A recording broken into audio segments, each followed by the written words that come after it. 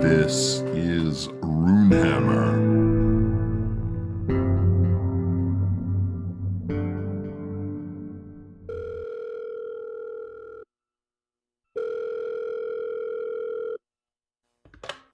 Hey. Yo, Hank, where you been? What, Joe? Hey, man. I'm just here doing my thing, busy as ever. What's up? Yeah, man, you went kind of radio silent there, just checking in. Oh, well, yeah, you know how it is. Like, seismic shifts and life changes and all that good stuff. What have you been up to? Oh, just drifting around, trying to figure out what's next. It's too much to talk about. Why don't you come on up, pay a visit, we'll get a coffee and talk about it. Let's do it. All right, cool. I'll see you in a few. All right.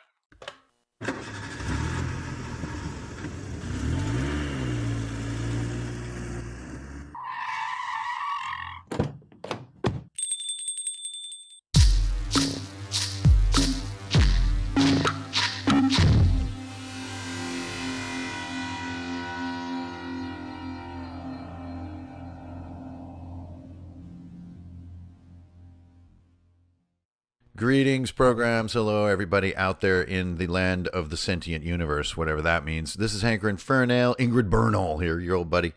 Brandish Gilhelm, that's me, Brandon Gillum. I am still alive despite the exaggerated reports of my demise. And I've got my special guest here on the podcast today. You know, I've been out for a minute. I've been like MIA, and who knows, where have I been? What have I been doing? Have I been digging like a side path into Moria? What's going on over here? So I got my man Jorban. You may know him on the internets as Elder Goblin Games. He's got a kind of up and coming YouTube project going on, and he's of course on Insta and all that good stuff. Trying to take a positive look at our hobby and stay in the moment of the craft and all that good stuff. And it kind of got us together as homies, and we wanted to just kick it a little bit today and chit chat about the sort of the state of the realm with Runehammer. I haven't really been doing much on the internet at all for, it must have been 3 months now, maybe even more than that.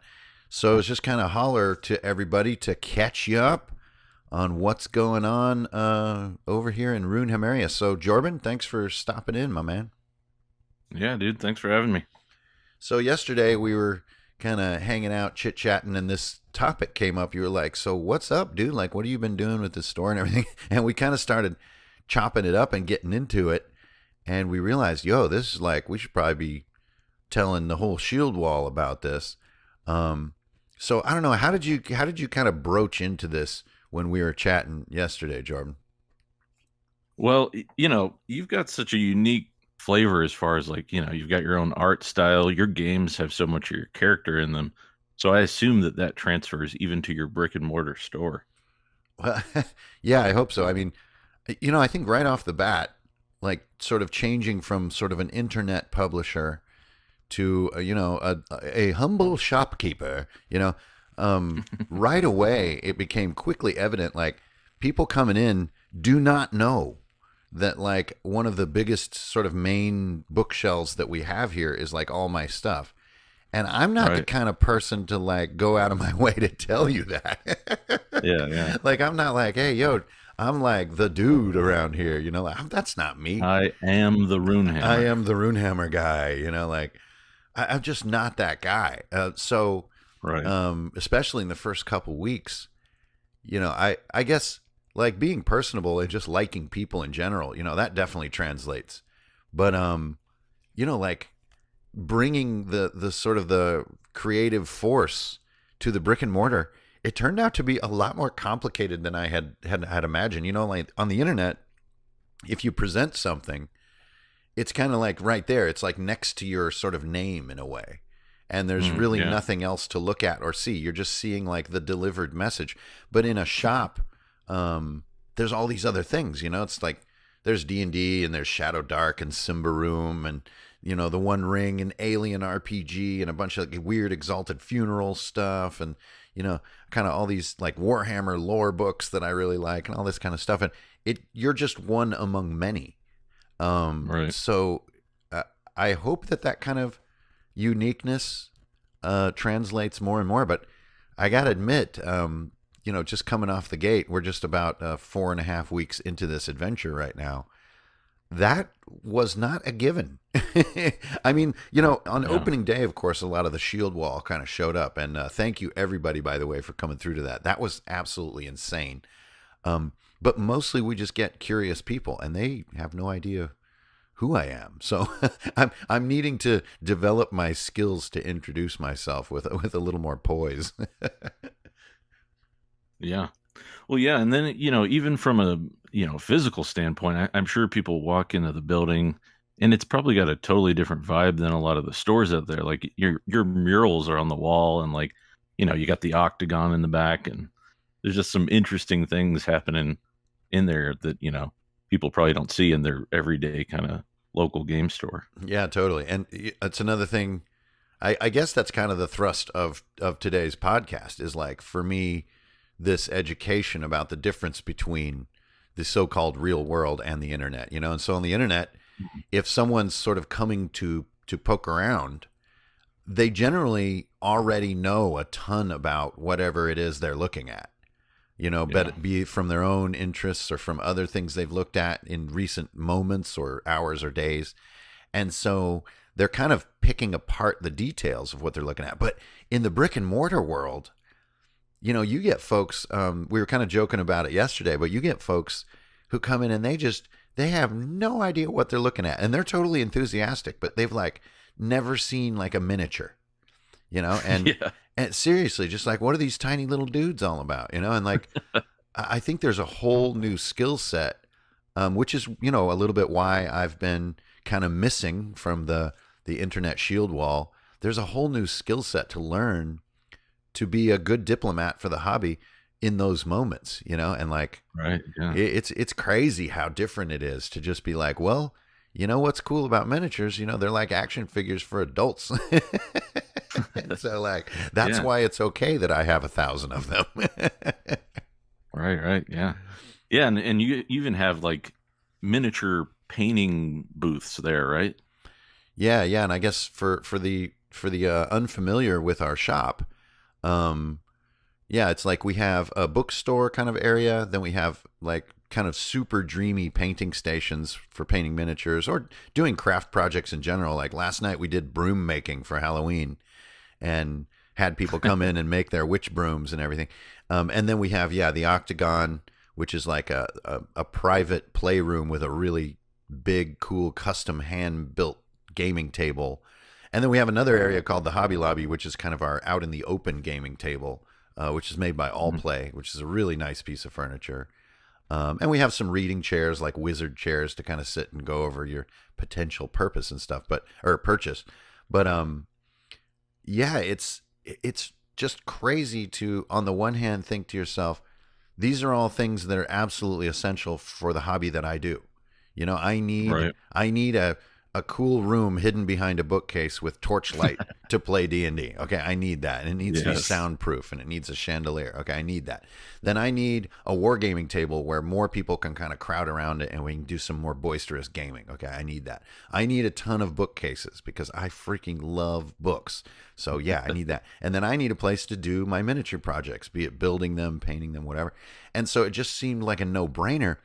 But the minute you open the doors, it's just as you said, Jordan, which is like, it is unlike anything around. Right. And for a lot of people, sometimes even us included, it's unlike anything even we've seen. Because it has this kind of Hobbit house kind of vibe to it.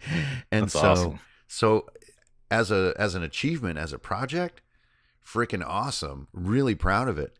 But as a business and as an adventure, there's so much to learn about how to sort of communicate that. Yeah, absolutely. And, just kind of digging in deeper to that idea of like shifting from a lot of online stuff to a brick and mortar store. I'm sure going into this, this project, you had kind of a vision for the space or like what you wanted to accomplish through your store. And has that manifested in any way, or talk about that a little bit? Wow. Well, I guess the vision that I had, the biggest one, was I just love to see people doing the doing of like our hobby. It really just gives me like a giddy excitement. And I think it's probably one of the things people love about going to cons. It's like it gives you that feeling of authentication to see like a lot of people doing the thing that maybe in your community is somewhat odd or rare to do. So that was kind of one of my big dreams of like seeing that and providing that space for people to kind of come out of the woodwork. And as far as has it occurred, well, it's a mixed bag. I got to be honest. Like, some days, like just before the weekend or even like on Sunday, oddly enough, we do have like, there'll be 2 games going, and like I do my thing for kids on Sunday morning. And like there'll be people shopping for books and people like digging through our orphan, like we have a thing called a boneyard with like hundreds of like orphan dice in it. And people will be like digging through the orphan dice thing and like kind of all these different sort of boisterous RPG conversations going on and stuff. But then on the other hand, just like any little shop, you'll have some days where there's just like 3 hours pass and you don't see a human soul. And you kind of start like questioning your whole existence. You know what I mean? So, well, and just to your point there about, the live energy and like the doing of the thing and seeing it done, even my first role-playing game experience was me walking into my, friendly local game store, looking around, seeing a bunch of people rolling dice, just the energy that was like palpable in the room, and just deciding right then and there, like, I'm going to grab up some of these dice and I'm just going to play. I don't know what this is, but I'm jumping in, Right. So, that need is there for sure. Yeah. And, for the people who are sort of in, they like light up, they kind of can't believe it. And they instantly start texting people.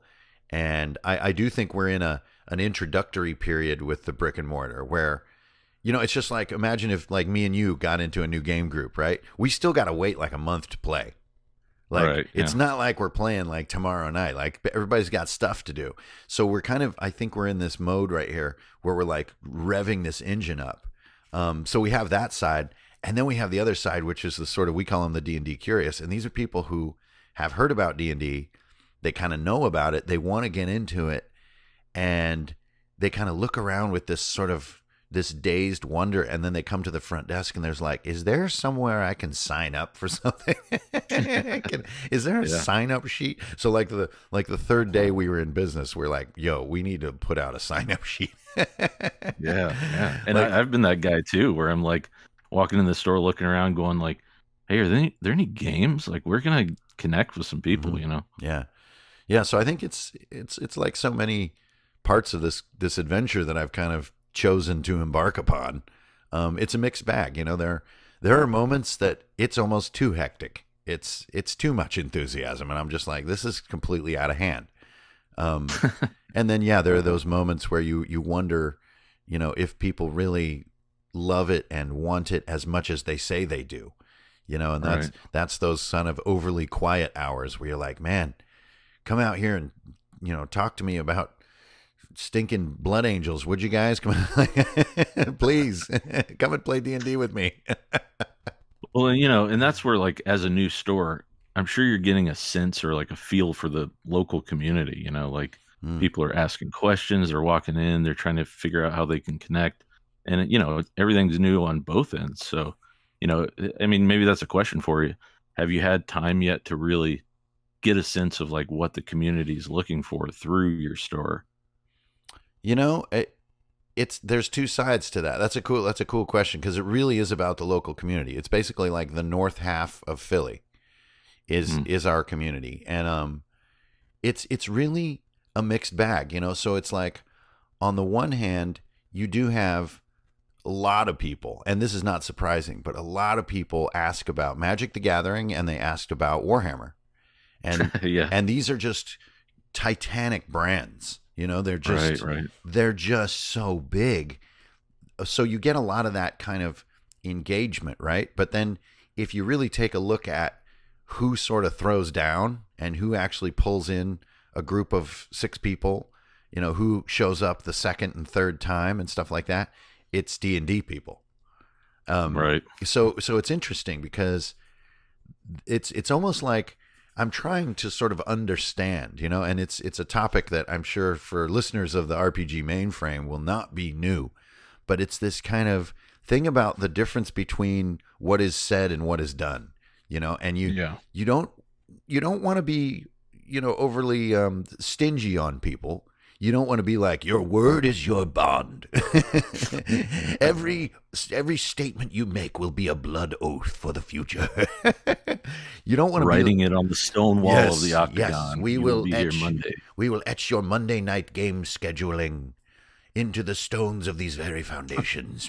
So you don't want to be like that with people. But then on the other hand, sometimes it can be kind of surprising how like jazzed people will be, and then you like won't hear from them for 3 weeks. Like, I mean, they're like beside themselves. And I know everybody's got busy lives. And so like, this is where this next sort of stage of maturity for me, it's like happening right in front of me. It's not like the internet where you basically say your piece, you do your best, be creative, put your best foot forward and try to really like be honest and authentic, and you're good to go. That's it. Yeah. In this sort of, again, quote unquote, real life situation, there really is a subtle skill set with both being patient with people, but also, nudging them a little bit, like pushing them a little bit to keep the fire crackling. And I really think that is the quest. That is the very skill set that we're working on here. Yeah.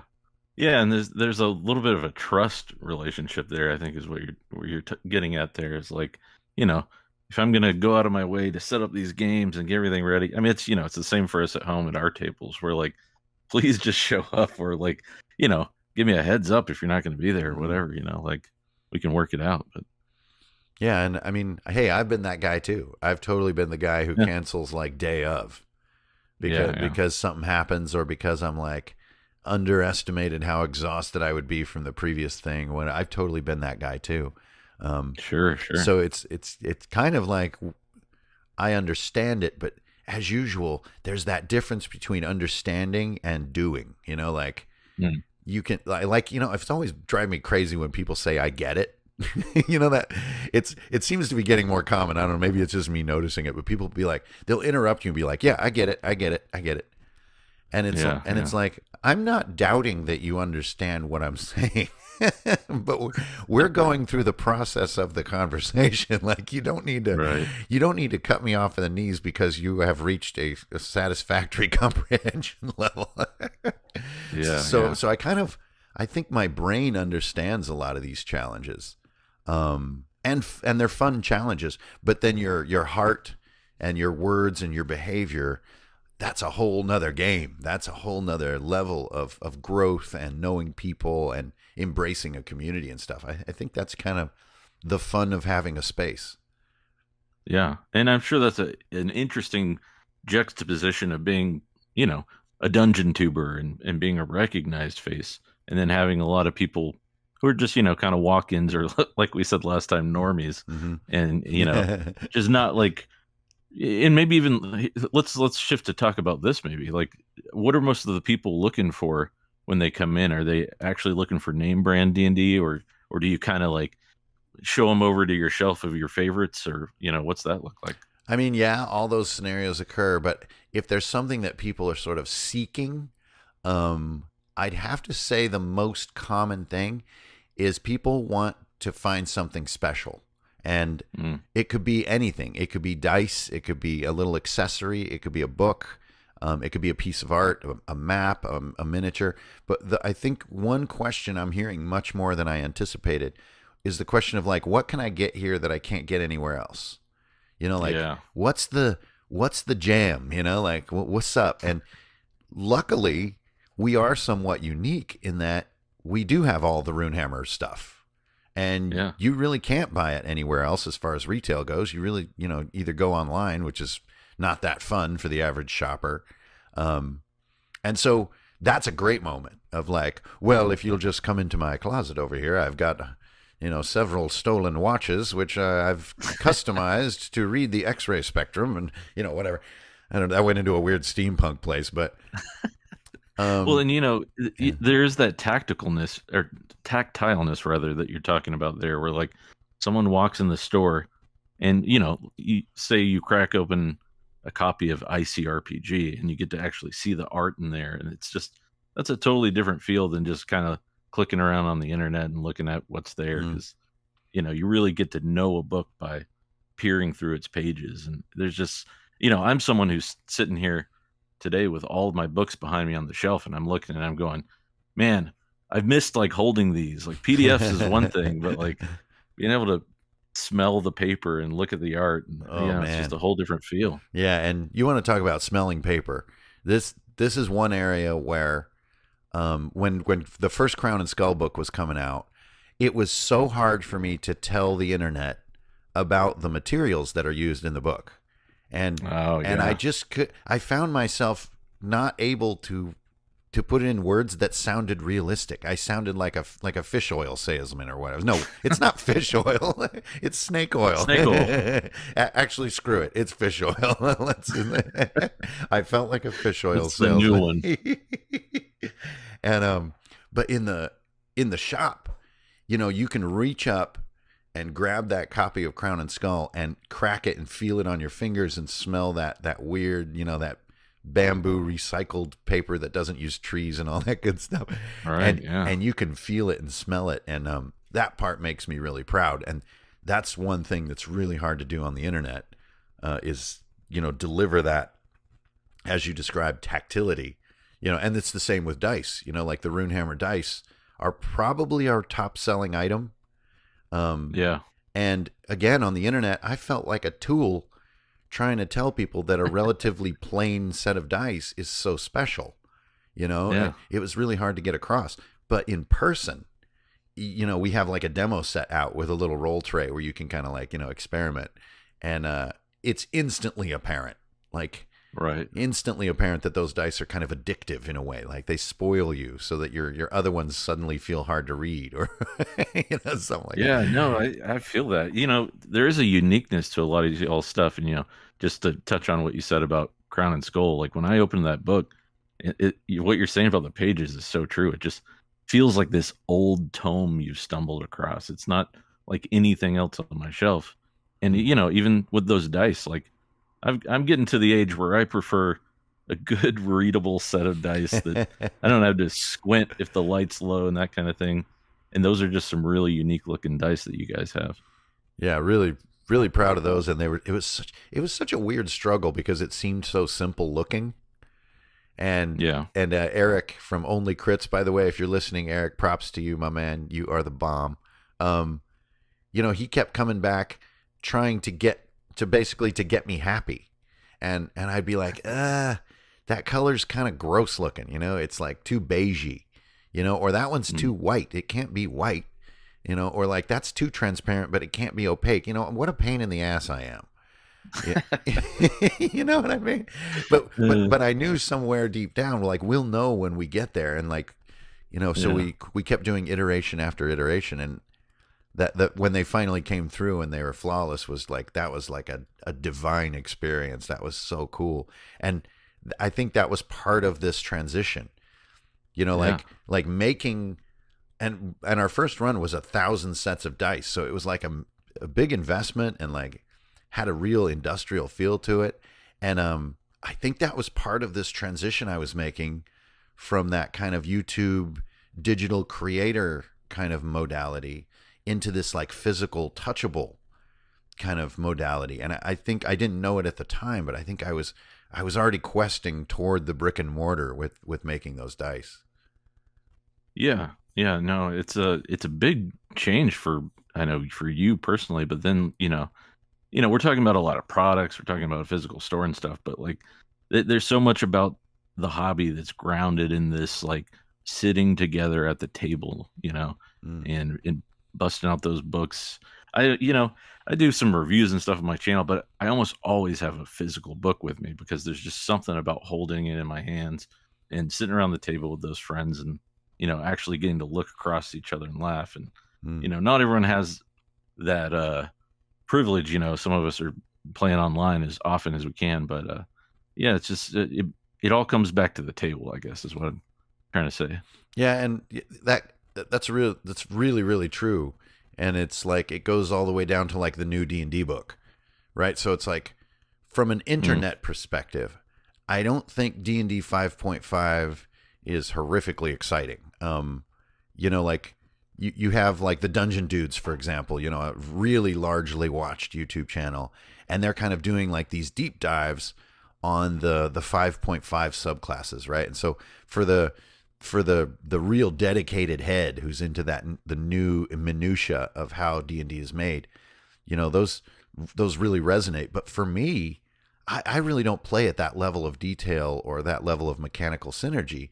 So I'm kind of just like, it seems just like new D&D, and I've gotten every edition of D&D. I've never missed one my whole life, so why would I start now? Yeah. So I get the new one, I get the new book, and you get it in your hands, and some of the art is like kind of too sparkle pony, Yeah. but some of it's like badass, Yeah.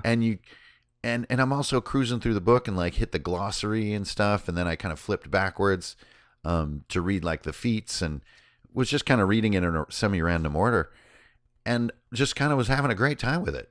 It was just sort of loving it. I was just like, man, this is really, really tight presentation of D&D. Like, I really dig it. Even just, I've been ranting a little bit lately about the feats in the 5.5 book are written so good.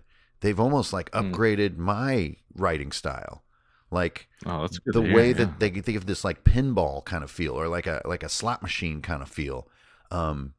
It's so fun for players, and it's like, I don't think I really would have made that realization without that book in my hands and sitting like, with a beer at the end of the bar, kind of flipping back and forth through the book and putting sticky notes on. And I have like I don't know why, but there's a giant chicken sticker on the cover of my player's handbook.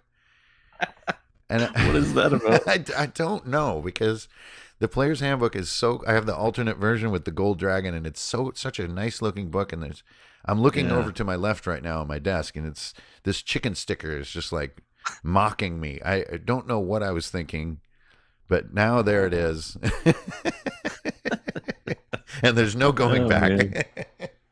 So you want to talk about funny. physical touch, and it's all about the chicken sticker. Yeah, you got to make it your own. Can't put a chicken sticker on a PDF, I'll tell you that much. Yeah, for sure. Yeah, I mean, that's the thing, we're always like dog-earing our pages, or, well, I know that's a little taboo, but putting a little sticky marker or whatever, writing this here and that there, highlighting this. I don't know if you're maybe that's more if you're a little old school, but yeah, you just I feel like you don't get that with a PDF. Wait. Dog earing is forbidden? Is that what you? In some circles, yeah. What the? Get out of here! You don't use a Sharpie and like draw on the edges of the paper to mark a section. Like, you don't do that. I think we may be a dying breed, my friend. Just elder goblins. So. I'm okay with that. There should never be another. Really, it needs to end here. Stop the madness. So yeah, that's just a big long digression, basically, into this idea that, like, it's all about that physicality and the table, and I do think like online can be absolutely great. Right. But I have to sort of foundationally believe in the tactical or the tactile part, because it's so much harder to make a business out of this. It's like the overhead is non-trivial. Like, doing my internet business, I had about zero overhead besides like beer, Right. But here you have non-trivial overhead, and like, you don't always have a ton of people coming through and stuff like that. Something driving Chutney insane. You probably can't hear it. Probably hearing the goblin voice from the ether. Okay. So what's next is the question. Well, okay. So yeah, we're really in a state of like experimenting and listening. And so it's like, what really will catch people to come out of the woodwork a little bit, to walk the walk that they talk about, right? So if they are so excited about D&D and they are so excited about wargaming, what's the exact formula that reaches them and reaches their sort of motivation core of their lizard brain, and like gets them to show up week after week? Yeah. And it's not as obvious as one would think, like right away you realize there's a terrible shortage of GMs. That's the first thing that hits you in the face. It's a crisis almost. I mean, it's like there are so many nomad orphan players who are seeking game masters. So that's challenge number one. How do we overcome that? Well, hey, I'll be your game master, baby. Like I got you.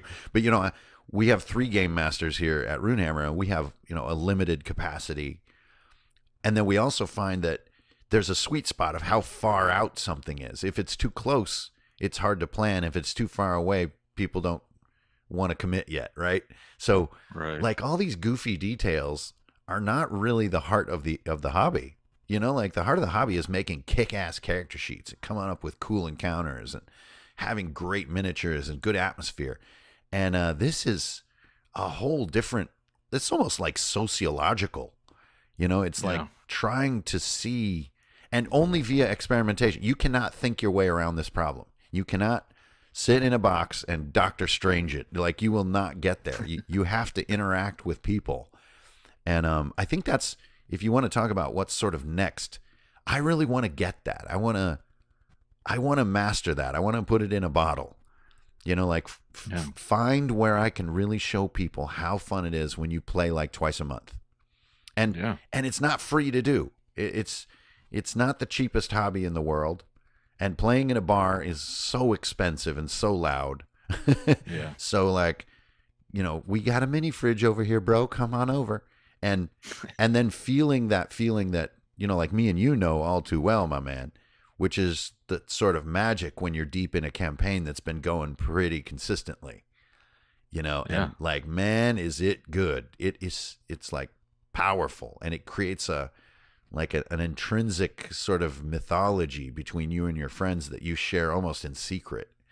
And how do I get that to people, without basically grabbing them by the back of the neck and pushing them into the game room, because that doesn't work, so that's really what's next for me. I want to walk the walk that is this step that comes after the talking that is Runehammer, right? For almost 10 years, been talking about be a beacon of energy, bring people into the game, be super fun, be casual, don't be such a stickler, and never make it boring, never be bored, never be low energy, always be like lit up about it, be the weirdest person in the room, and spread the joy of it. And to say that, I'm discovering, is relatively easy, and to do it in the form of a business is anything but easy. It's like we kind of picked one of the hardest, one of the most complex communication challenges that we could really hope for. It's not like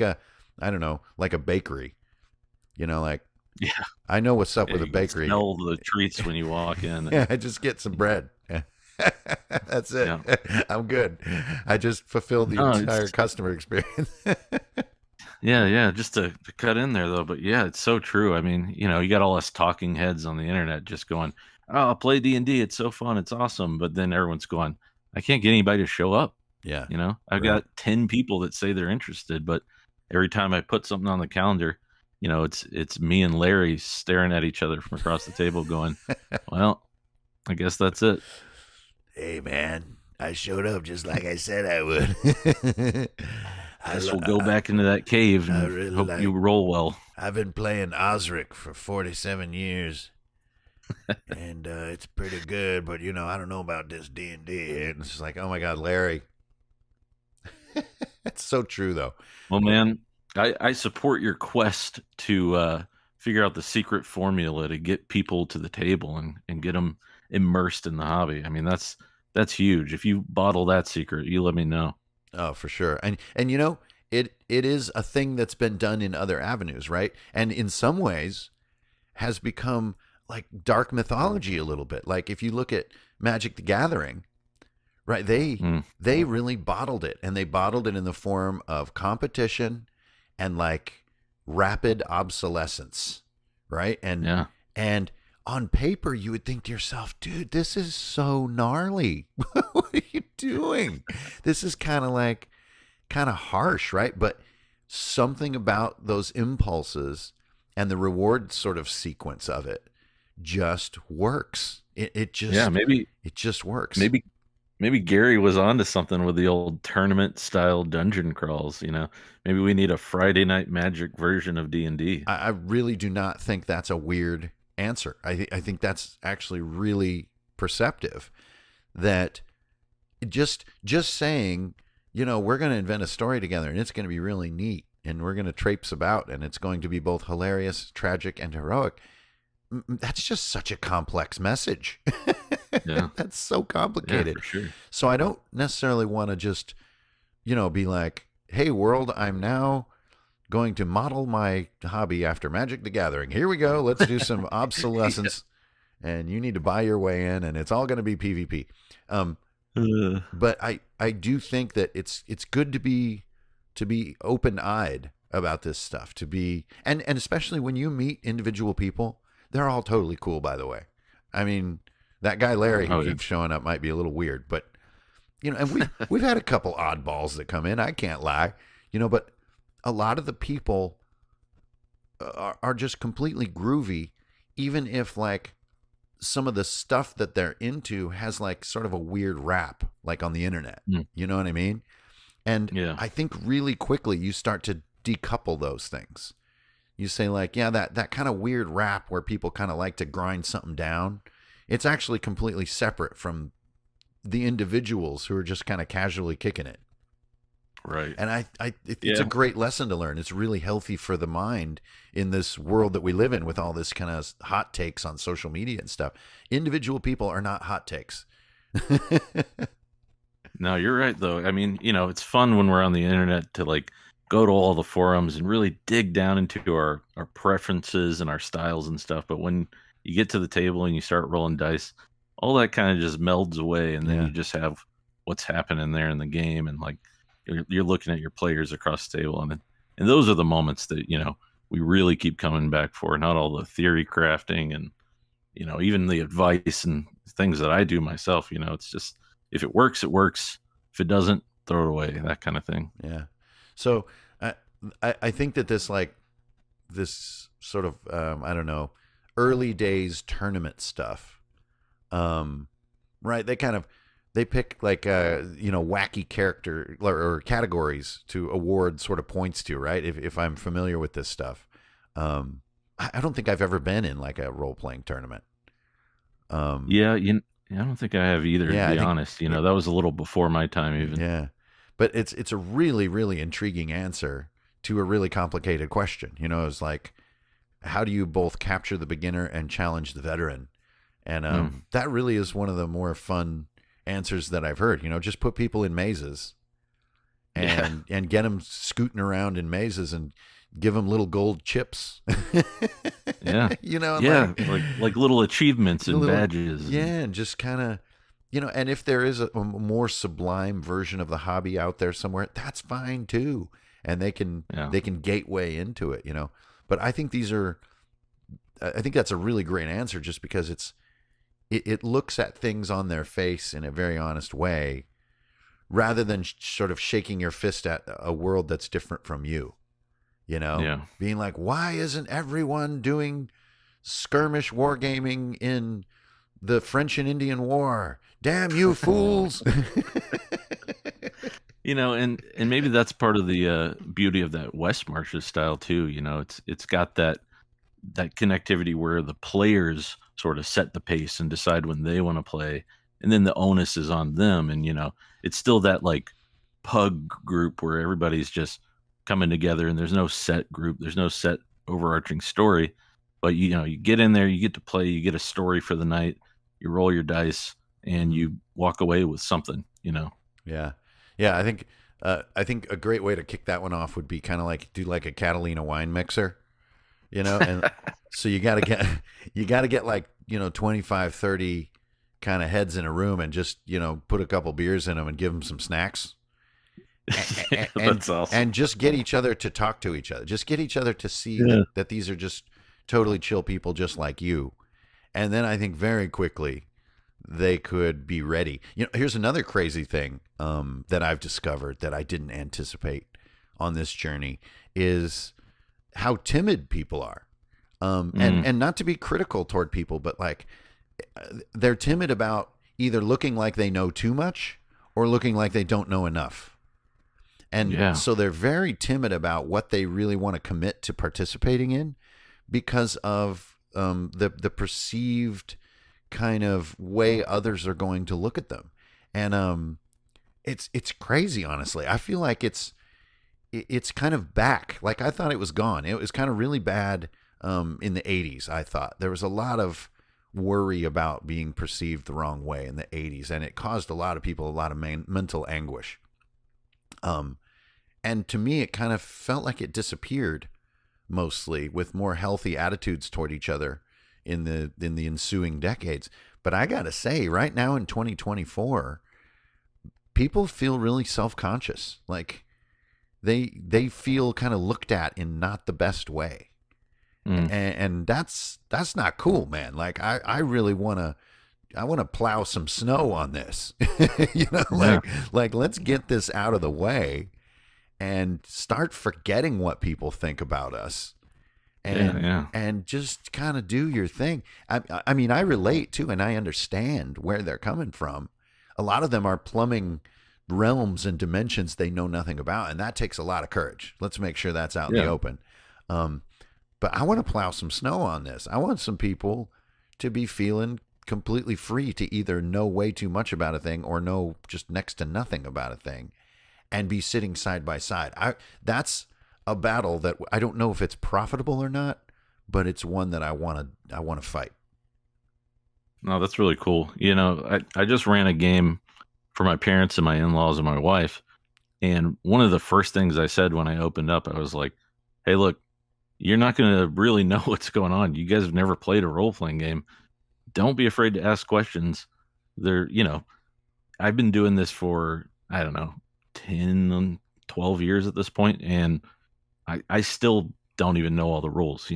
This is even like a pretty easy game to figure out, but basically the gist just being like, ask away. Don't be afraid. Like, I still mess stuff up, and you're new to this, so it goes both ways, both sides of the screen, Yeah. You just need to learn that skill to mentally control the gravity effects on a piece of plastic so that you can guide the dice toward the desired outcome. Yes, it's a subtle force effect, but it still takes years to master. And that will be the core lesson that we will be teaching here at Runehammer. So come on in, get yourself a ticket. We're going to be doing some Jedi dice training. There you go. And none of this stuff where your dice kind of roll against your will for like 2 nights and then you like ditch the set. No. You got to be loyal. You can add sets, but dice are just like people. You shouldn't just discard them because you have like a bad night. Well, sign me up for that class, because I seem to always roll hot when I'm the GM and terrible when I'm the player. So I got to reverse that. Oh, I feel like I'm just like middle of the road guy. Like I don't have a lot of like dramatic spikes, but it might also be that I just don't respond that much. So like if I get some crit or something, I'm just like, oh, okay, let's go. But I feel like just middle another crit from a Runehammer. Yeah, I'm like, if I'm playing D&D, I'm rolling like solid 12s like all night, and if I'm playing Crown and Skull, I'm like rolling 7s. Well, if you're playing D&D, you're getting rewarded for that middle of the road then. Yeah. Hey, 12 ain't so bad.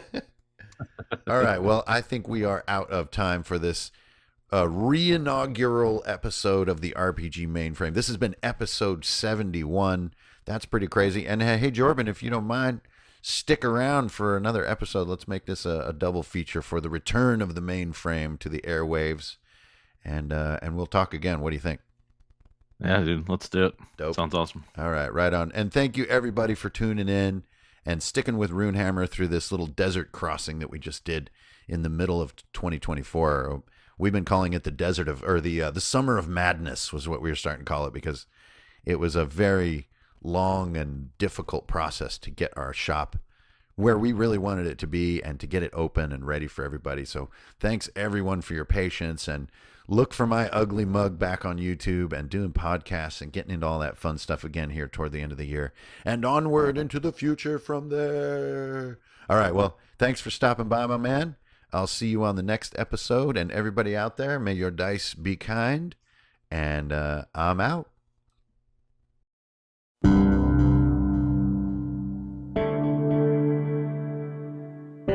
This is Runehammer.